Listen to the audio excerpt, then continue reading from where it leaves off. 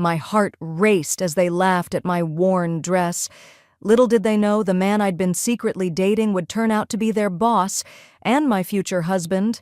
This is how a simple woman's humiliation became the sweetest revenge, and how true love conquered all judgment. I'm Addison. If you've ever felt looked down upon, this story will give you hope. Stay with me till the end to see how karma works in mysterious ways. Like this video if you believe in love's triumph over adversity. I never imagined that working at Henderson's grocery would lead me to the love of my life. My name is Addison, and at 28 I was content with my simple life, scanning barcodes, stocking shelves, and exchanging pleasantries with regular customers. That changed the day Michael walked into my checkout line, his expensive cologne cutting through the usual scent of produce and cleaning products. His eyes met mine, and I felt something shift inside me. Michael didn't treat me like just another cashier. He saw me. That first conversation about the proper ripeness of avocados turned into coffee at the cafe next door. I remember how my hands trembled around the paper cup, partly from caffeine, partly from the way he looked at me like I was someone worth knowing. Our romance blossomed slowly, like flowers after spring rain. Michael would appear at the store's closing time with single roses tucked behind his back, making me laugh at his terrible attempts to hide them. We'd sneak away to the park for picnics, where he'd spread out a blanket and we'd share sandwiches I'd packed, talking for hours about everything and nothing. Those were the moments when I felt truly special, not because of grand gestures, but because he made ordinary things feel magical.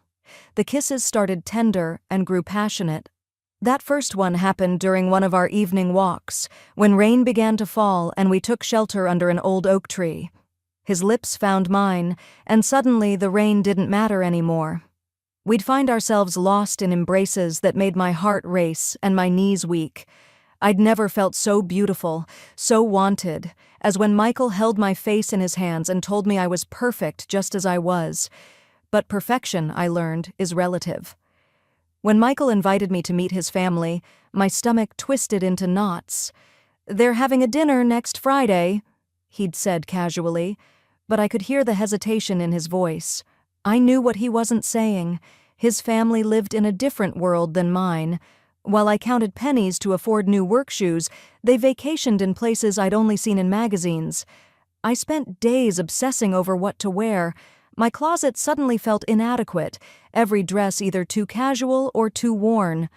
Michael assured me I'd be fine, holding my hands and promising his family would love me as much as he did. But late at night, I'd lie awake, imagining disapproving glances and whispered judgments.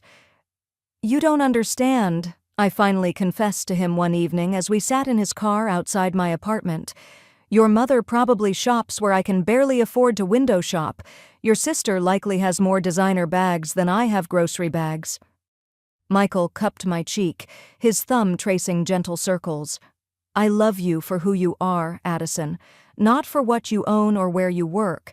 My family will see what I see, a beautiful, kind woman who makes me better just by being herself." His words were meant to comfort, but they only intensified my anxiety. I wanted to be enough for him, for them. I wanted to prove that a grocery store clerk could belong in their world, even if just for one evening. Little did I know that this dinner would become the turning point that would change everything. Not just about how his family saw me, but about who I truly was and what I deserved in life. As Friday approached, I made my choice. I would go, head held high, in my best dress and my most confident smile. Whatever happened, I wouldn't let them break me. Love, I reminded myself, should be my armor. I chose my Sunday best, a navy blue dress I'd bought for my high school graduation. It was simple, cotton blend, with a modest neckline, but it was clean and pressed. As I stood in front of my full-length mirror, I practiced my smile until it felt natural, though my heart hammered against my ribs like a trapped bird. Michael picked me up in his usual sedan, not the luxury car I knew his family expected people to arrive in.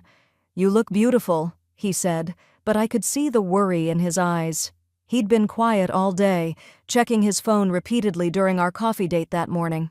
The Andrews estate sat behind iron gates that probably cost more than my year's salary.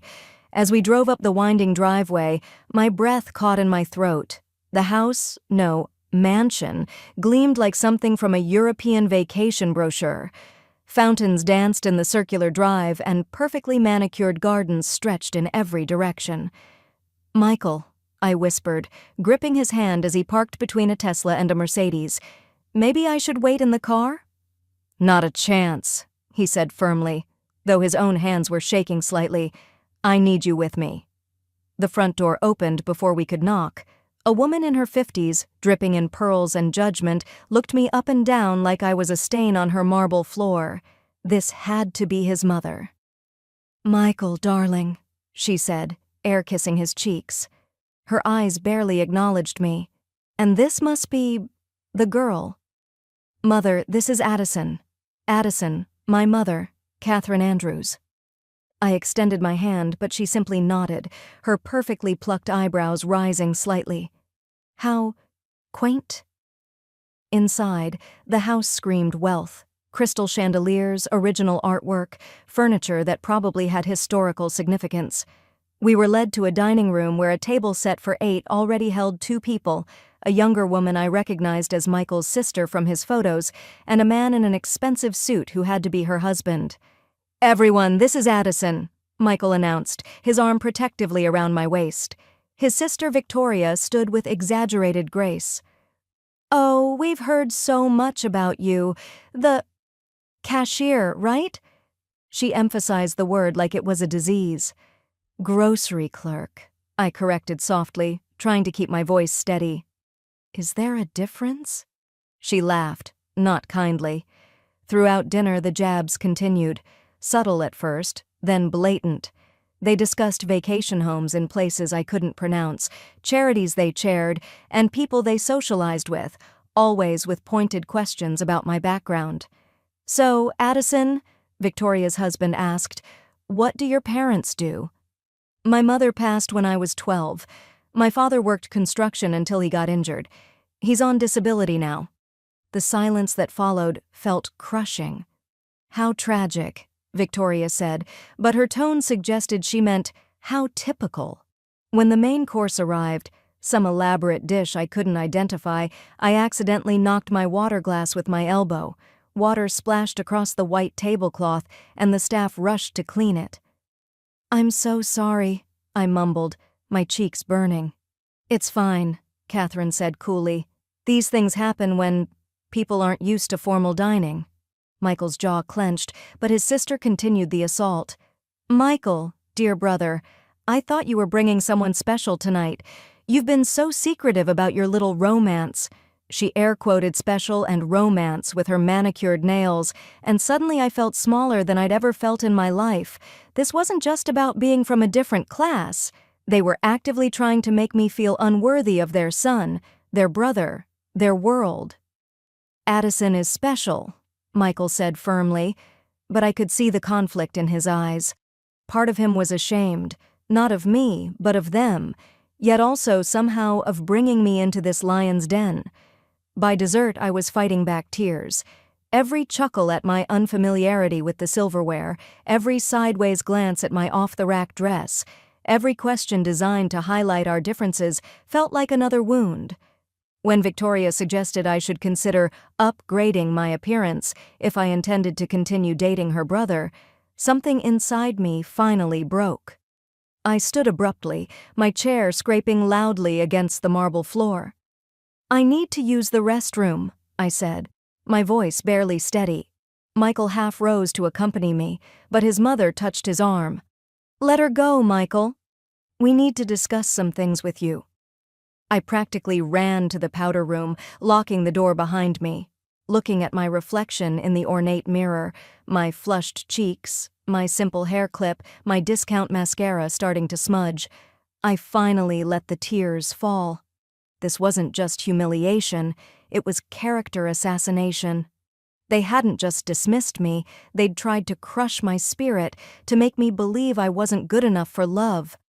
I wiped my eyes with trembling hands, trying to compose myself. Through the thick powder room door, I could hear muffled voices from the dining room, Michael arguing, his family responding in clipped, condescending tones. I couldn't make out the words, but the tone was clear. Standing there, I was transported back to my 12-year-old self, standing in the principal's office in worn-out shoes, while other kids' parents complained about me being on scholarship. That same feeling of not belonging, of being scrutinized and found wanting. But I was 28 now. I didn't have to endure this. When I opened the door, I heard Michael's voice clearly. "She's the most genuine person I've ever met." Genuine? Victoria's laugh was like breaking glass. Is that what we're calling grocery clerks now? My feet carried me back to the dining room, though everything in me wanted to run. They all looked at me as I entered, Michael with guilt and pain, his family with thinly veiled disdain. "I think I should go," I said quietly. "Addison, please." Michael stood, reaching for my hand. "The girl's right," Catherine interrupted. "This clearly isn't working out. Michael, you can't seriously expect us to accept this. A summer fling with the help is one thing, but—" "I'm sorry," I said, cutting her off. "I'm sorry my presence makes you so uncomfortable. I'm sorry I don't fit into your world of crystal and champagne." My voice grew stronger. "But I'm not sorry for loving your son, and I'm not sorry for being exactly who I am." I turned to Michael, my heart breaking. "You knew this would happen. That's why you never told them about your job at the marketing firm, isn't it? Because you knew they'd never take you seriously if you weren't running a company like they expect." Michael's face went ashen. The truth I'd stumbled upon hung in the air like poison gas. "Marketing firm?" Victoria's voice was shrill. "But you said you were in consulting." Michael ran his hand through his hair, a gesture I'd seen 100 times when he was stressed. "I can explain—" "No need," I said softly. "We both have our secrets, don't we?" I walked toward the door, head high despite the tears threatening to fall again. Michael followed, calling my name, but I didn't turn back. I couldn't. Outside, the night air hit my face like a slap. I hadn't brought a jacket, hadn't thought about how I'd get home, but I needed distance from that house, from those people, from the feeling of being dissected and found worthless. "Addison, wait!" Michael caught up with me on the front steps. "Please, let me explain." I whirled to face him. "Explain what? That you're ashamed of your real job? That you've been pretending just like they're pretending I could ever be good enough for their precious family?" "I'm not ashamed," he pleaded. My family has expectations. My father wanted me to take over his business. When I chose marketing instead, they saw it as a betrayal. I thought if I could prove myself first, show them I could succeed on my own." "And what about me?" The tears finally spilled over. "Did you think you could prove I was worthy too? Like a project you could work on until I was polished enough for the Andrews family seal of approval?" "No, God, no!" Michael cupped my face, his thumbs gentle on my wet cheeks. "You're perfect as you are. I love you exactly as you are.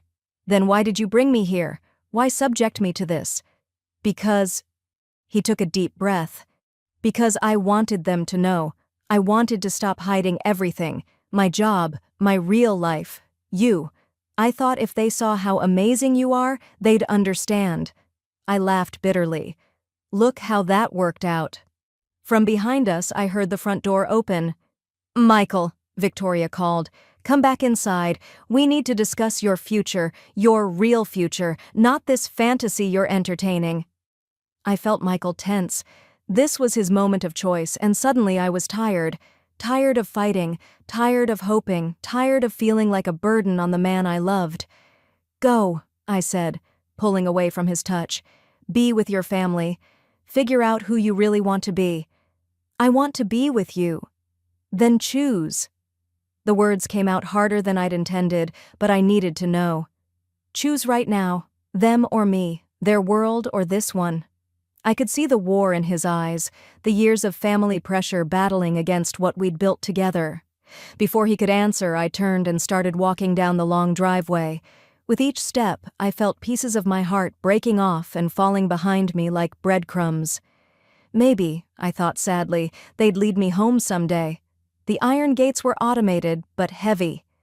As they started to close behind me, I heard Michael's running footsteps on the gravel. "Addison!" His voice was breathless. desperate. "Wait, please!" I turned one last time. He stood silhouetted in the porch light, looking torn between two worlds, the glittering mansion behind him and the simple woman walking away. "I choose you," he called out, his voice carrying across the distance. "I've always chosen you." In that moment, standing in the shadow of his family's mansion, Michael's words hit me like a wave, but I'd been drowning in doubt all evening, and words alone couldn't pull me to safety anymore. "Then prove it," I whispered, not even sure he could hear me from that distance. He ran toward me, and suddenly he was there, breathless and beautiful in the moonlight. Without warning, he dropped to one knee on the gravel driveway.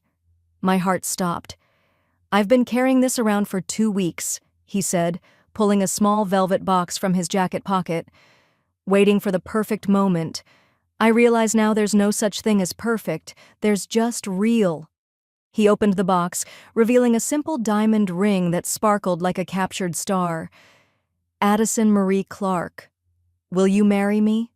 Not because my family approves, not because society says we should, but because we make each other better. Because when I'm with you, I finally know who I am." Tears blurred my vision, but this time they were different. Not the bitter drops of humiliation, but something sweeter. "Michael, Don't answer yet," he interrupted, standing to take my hands. "There's something else I need to tell you. Something even my family doesn't know. That marketing firm I work for, I don't just work there anymore. As of yesterday, I bought it. The papers were signed, but I wanted to wait to tell everyone until... Until what? Until I'd proposed to the woman I love, until I had you by my side when I announced it." I stared at him, processing this revelation. "You bought the company?" "With my inheritance. It's mine now, Addison. And I want to build it into something that matters, something that gives back to communities, that supports people from all backgrounds. I want us to change how business is done."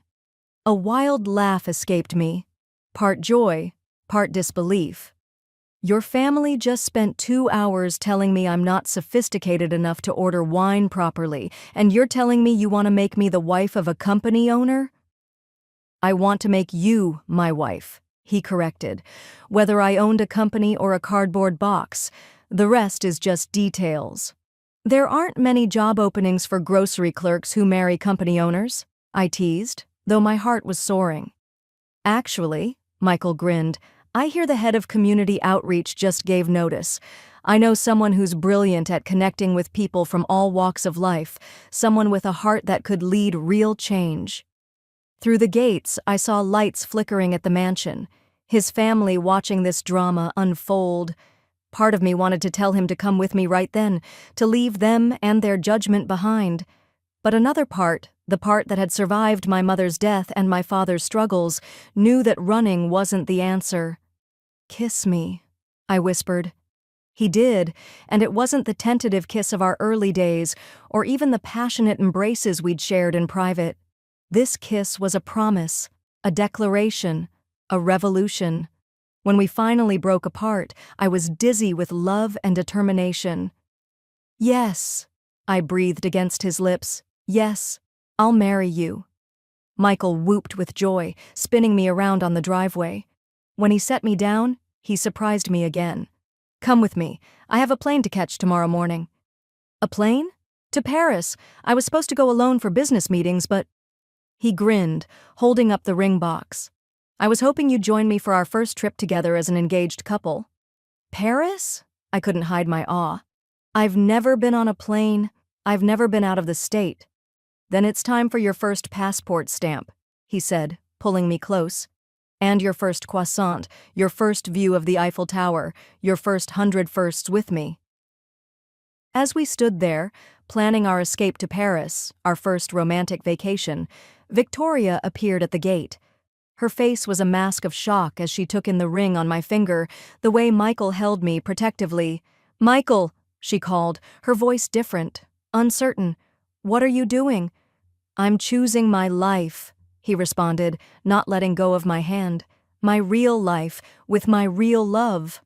"But you can't be serious about marrying her. Mother and father will never accept." "That's their choice," Michael interrupted. "Just like this is mine." He turned to me, speaking loudly enough for Victoria to hear clearly. "Pack light, my love. We'll buy you anything you need in Paris. Designer clothes, beautiful shoes, whatever makes you feel like the queen you are." I wanted to protest. I'd never been one for expensive things, but I understood what he was doing. He was showing them that their shallow priorities were exactly that, shallow. As we walked back to his car, leaving Victoria gaping at the gate, Michael brought my hand to his lips. "Next week, when we return from Paris, I'd like to visit your father, ask his permission properly, introduce myself as your future husband." My heart swelled. Michael knew how much my father's approval meant to me. "He's going to love you," I assured him. "And next month," he continued, "I'd like to invite everyone, including my family, to a proper announcement dinner. At my company headquarters, not their mansion, on our terms. Will they come?" "They'll come," he said confidently, "because they'll want to see what we do next, because curiosity will get the better of them, and because eventually they'll realize they need us more than we need them." As we drove away from the Andrews estate, I caught a glimpse of my reflection in the passenger window. The same simple dress, the same drugstore mascara, but something in my face had changed. I still looked like a grocery clerk, but I felt like a woman who'd found her power, not through wealth or status, but through love and self-respect. "Thank you," I said softly. "For what?" "For choosing me. For seeing me when no one else did." Michael reached across the console, intertwining our fingers. "Oh, Addison, they all see you now. And soon they'll see what I've known all along. You're not just good enough. You're extraordinary. Love sees beyond social status, and karma always finds its way." Subscribe to hear more stories of triumph over adversity. Comment below about when you faced similar challenges. Remember, your worth isn't measured by your wallet, but by your heart. Hit that notification bell for more inspiring tales.